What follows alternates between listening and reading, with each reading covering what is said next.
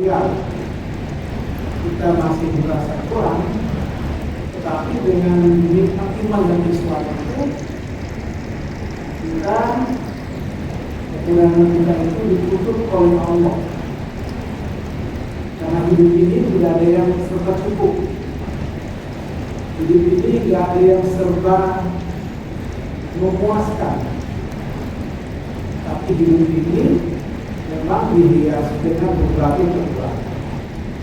Salah satu kekurangan kita yaitu kurang merasa bersyukur apa yang Allah berikan kepada kita.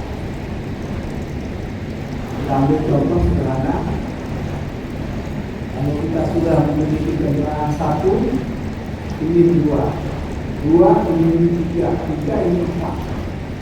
Dan punya rumah yang kecil rasanya kurang gede, kurang besar. Nah, itu rasa syukur kita itu seringkali mengganggu kita untuk mengimplementasikan apa yang Allah berikan sebagai bagian dari nikmat Allah Subhanahu wa Ta'ala. Bapak Ibu sekalian, oleh karena itu ibadah puasa yang kita lakukan ini pada hakikatnya adalah mengendalikan diri kita. Kata pengendalian diri itu kita mulai dengan kata imsak. Imsak itu bukan artinya hanya menahan diri di saat kita memasuki waktu fajar. Ya, tetapi imsak itu menahan diri, mengendalikan diri sampai kita berbuka. Kenapa kita harus mengendalikan diri? Karena ada perintah Allah. Kenapa Allah perintahkan kita untuk menahan diri? Karena Allah sayang kepada kita. Kalau kita terus-terus makan setiap saat tanpa kecuali di bulan Ramadan, tidak ada lagi pengendalian diri kita. Ketika tidak ada pengendalian diri, maka kita akan kebablasan. Kalau kita kebablasan, maka itu artinya kita telah terjerembab kepada pengendalian hawa nafsu. Bapak Ibu sekalian, kalau hawa nafsu yang mengendalikan hidup manusia, maka kita akan rusak.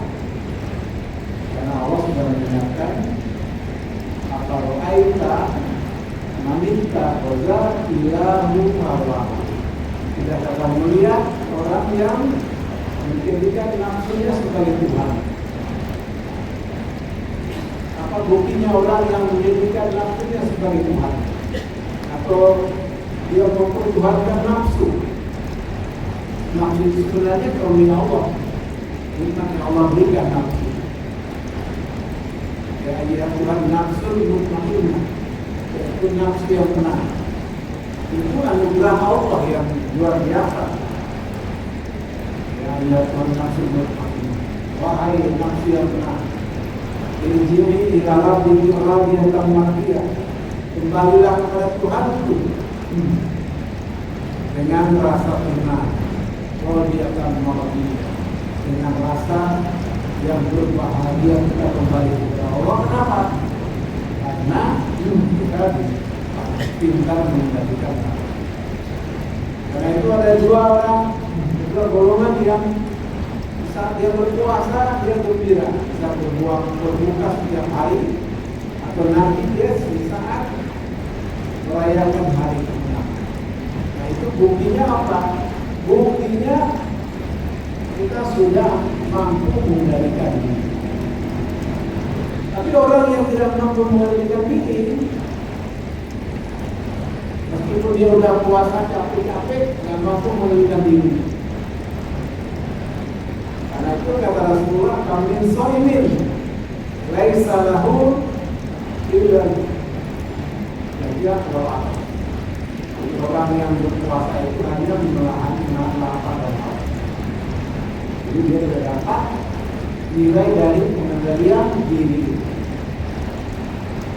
Apa buktinya orang yang tidak mampu mengendalikan ini? Banyak sekali yang jatuh ke lembah kehinaan. Ya, kita kaget di saat puasa ada wali kota tertentu yang ditangkap oleh KPK. Bayangkan betapa malunya dan membingungkan, luar biasa. Siapa yang menduga saat Ramadan ada peristiwa semacam ini? Yang keluarganya sudah mendesain sebuah perusahaan yang intinya KKR. Nah ini kan sebuah praktek yang menurut saya tadi pengendalian dirinya sudah tidak ada. Apakah dia puasa? Puasa. Apakah dia seorang muslim? Muslim. Jadi tidak jaminan puasa bagi seorang muslim itu mampu menjadikan itu. Terus yang menjamin apa? Yang menjamin yaitu kekuatan iman kita. Para ulama mengatakan al-iman yaziduna wa yanqusuna. Iman itu kadang-kadang kuat, kadang-kadang lemah. Tidak usah kita nunggu orang, tidak usah kita ngomongin orang, kita omongin diri sendiri. Kira-kira iman saya ini kuat atau enggak? Hari ini kira-kira sanggup enggak sampai berbuka di saat tertentu? Coba kita ukur di sini. Ya. Kalau kita bisa mengukur diri kita bisa menghisap diri kita, maka ini sebuah latihan pengendalian yang luar biasa. Jadi kata Allah bahwa apa yang sudah kita lakukan ini kembali kepada diri orang yang beriman. Ya ayyuhalladzina amanu ittaqullah wa tanzur nafsun ma qaddamat lighad wa taqullah innallaha khabirun bima ta'malun. Ya beriman, hendaklah sejauh ya bertakwa.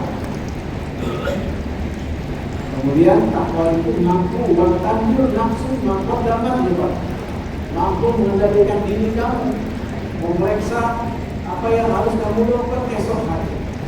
Bertanjur nafsu maka dapat. Karena itu kata Allah bertakwa. Innallaha khabirun bima ta'malun. Allah Maha tahu, Maha selektif terhadap apa yang kamu lakukan. Jadi kembali kepada pengendalian diri kita supaya kita mampu menghadapi godaan hawa nafsu. Dan nafsu kita itu ada 3. Tadi yang terakhir saya sudah sebutkan nafsu mutmainnah, tapi 2 depan itu tertaruh terus. Nafsu amarah, nafsu lawan. Nafsu amarah bisa kalau kita biarkan kebablasan, kita akan tidak punya kemampuan mengendalikan. Tapi alhamdulillah lewat puasa ini kita dilatih terus menerus supaya mampu mengendalikan. Yang kedua, kita perlu dilatih supaya memperkuat iman kita kepada Allah. Karena iman itu tadi sebagai kunci pengendali. Kata ulama, al-iman yazid bi-ta'ah. Iman yang dalam keadaan buat dia taat kepada Allah. Baliknya al-iman yanqus bil maksiat. Nah ini dia. Kalau iman kita lemah, terpengaruh nafsu kita, membawa nafsu kita kepada kemaksiatan. Alhamdulillah. Iman alhamdulillah dimiliki. Ya Bapak Ibu sekalian, jadi sekali lagi kita bersyukur Allah berikan ya perintah kepada kita berpuasa. Karena selain kita bersyukur, kita juga butuh. Ini puasa merupakan kebutuhan bagi kita. Dilatih terus dilatih supaya bisa. Terus dilatih supaya sabar. Ya. Ada kunci, salah satu kunci iman itu harus sabar. Karena iman itu bisa lebih kuat kalau kita sabar. Kalau iman kesabarannya hilang, itu maka separuh menghilangkan iman kita. Karena iman itu fondasi, kesabaran itu termasuk buah. Nah, kesabaran itu buah dari iman kita itu kepada Allah. Karena itu kata Rasulullah, al-iman, laisa al-iman di tangan ini. Walakin nama wafara bil qalbi wa saddaqa billah. Ya. Iman itu bukan sekedar ucapan. Tapi iman itu keyakinan dalam hati kita. Ya, wa saddaqa bil amal, dan kita buktikan dengan amal perbuatan. Jadi betapa dahsyatnya iman itu mempengaruhi kehidupan kita. Sebaliknya, begitu bahayanya kita iman tidak bisa mengendalikan hidup. Jadi saya sering mengibaratkan kalau kita naik kendaraan di jalan tol atau di jalan manapun, sekencang-kencangnya karena dalam keadaan sepi, bayangkan dalam keadaan sepi dia menjalankan 100, 120, tidak 150. Tapi karena nggak ada pengendalian iman, maka semua yang ada di depan dia tabrak. Bayangkan, sangat berbahaya ketika hidup manusia tidak dikendalikan oleh iman. Ibarat kita naik kendaraan tidak dikendalikan oleh pengemudi. Rambu-rambu, ya, dia tidak peduli. Nah, ini sangat berbahaya. Itulah kira-kira ketika kita mengendalikan diri kita dengan rasa iman kita kepada Allah Subhanahu wa Ta'ala. Nah, sekali lagi kita bisa menaikkan harkat dan martabat kita dalam kehidupan ini kalau fondasi imannya sudah bisa kita perjuangkan. Bapak-Ibu sekalian, salah satu tujuan ibadah puasa la'allakum tattaqun di ujung ayat itu ternyata dengan kalimat la'allakum tattaqun, mudah-mudahan mau bertakwa. Jadi tidak ada kepastian. Apakah saya pasti takwa? Belum tentu. Kita berpuasa capek-capek belum tentu pasti bertakwa. Belum tentu. Kenapa? Karena ada landasan yang harus kita berbuat, yaitu iman. Dari iman itu naik lagi. Belum takwa, yaitu dia menjadi orang yang harus mukhlisin. Jadi orang-orang yang ikhlas. Jadi kalau kita berpuasa karena malu, karena teman di kantor makan, berpuasa karena malu sama tetangga, itu sama istri, ya, maka ini belum bernilai mukhlisin tahu. Kata Allah, bahwa umiru bilang dia berdoa mukhlisin lahu. Ya, sudah kami perintahkan untuk menjalankan agama Allah selalu dengan rasa mukhlisin. Dengan keikhlasan itu kita tenang. Dengan keikhlasan itu kita aman. Dengan keikhlasan itu kita nyaman. Dengan keikhlasan itu buahkan kesabaran. Itu luar biasa. Ya, sekali lagi dengan fondasi iman, hasil dia naik kepada menjadi mukhlisin. Dengan fondasi mukhlisin dia naik kepada muttaqin. Nah, baru dia akan memasuki tahapan muttaqin. Karena itu muttaqin juga kalau kita artikan lebih dalam, tujuan dari ibadah puasa la'allakum tattaqun, maka bisa kita gali dalam kaidah bahasa. Takwa itu asal kata dari Pokoknya yang kedua kita artinya mengendalikan diri, ya, waspada terhadap hal yang merusak diri, menahan diri.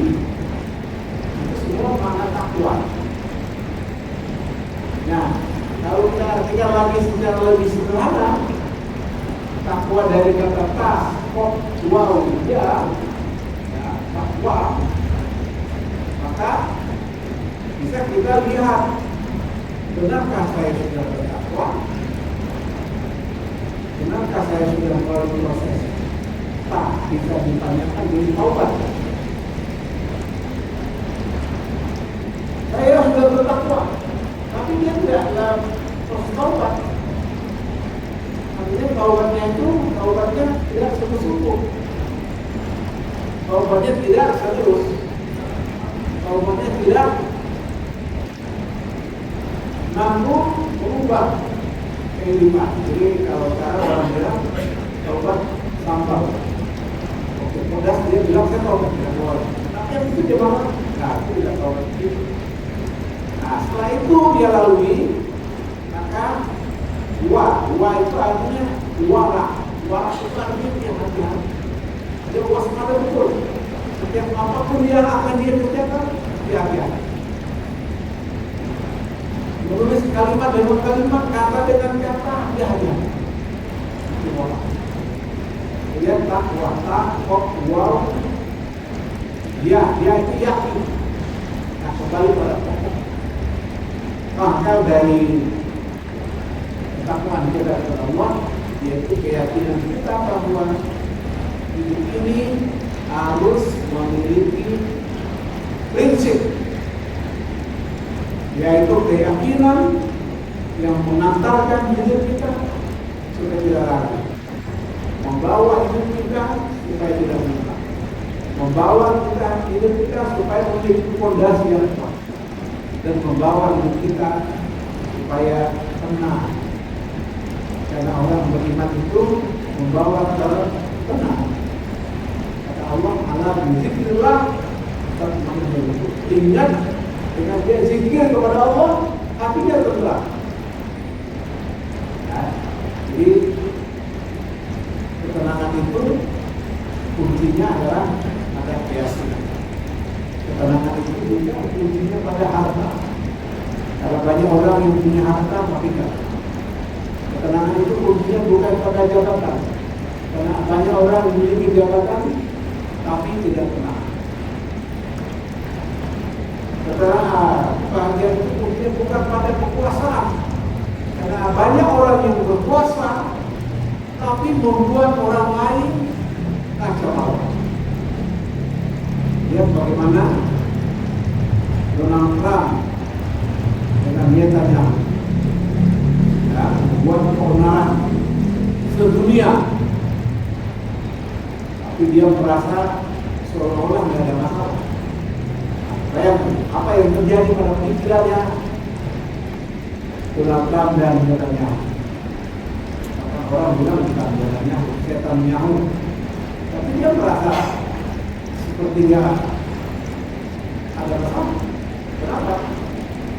Karena dia memang sudah jauh dari kehidupan yang sama.